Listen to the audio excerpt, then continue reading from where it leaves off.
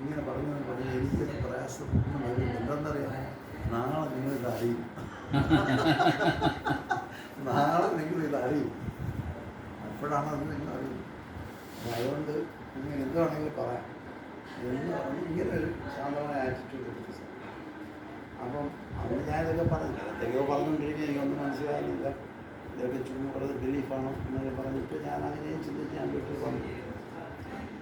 എന്നാൽ ഇദ്ദേഹത്തിൻ്റെ ഒരു സ്നേഹം ഉണ്ട്, ഭയങ്കര സ്നേഹം പ്രൊവോക്ഡ് ആവുന്ന ഇതുപോലൊക്കെ പറഞ്ഞാൽ ഒന്ന് പ്രായമുള്ള ഒരാളൊന്ന് ചെറുതായിട്ട് നമ്മളെ തിരിച്ചൊന്ന് അടിച്ചു കൊടുക്കണം, അതുമില്ല. അപ്പം അത് എനിക്ക് ഭയങ്കര ഇഷ്ടപ്പെട്ടു. നല്ല ഒരു സ്നേഹമുള്ള മനുഷ്യൻ.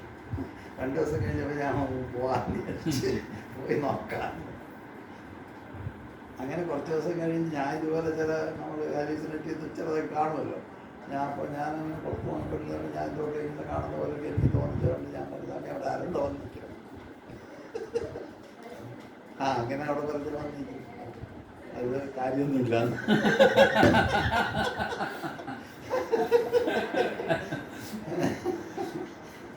അത് കൊള്ളായിരുന്നു. പിന്നെ ഞാൻ തർക്കിക്കാൻ പോകും. കുറച്ച് മതിയൊക്കെ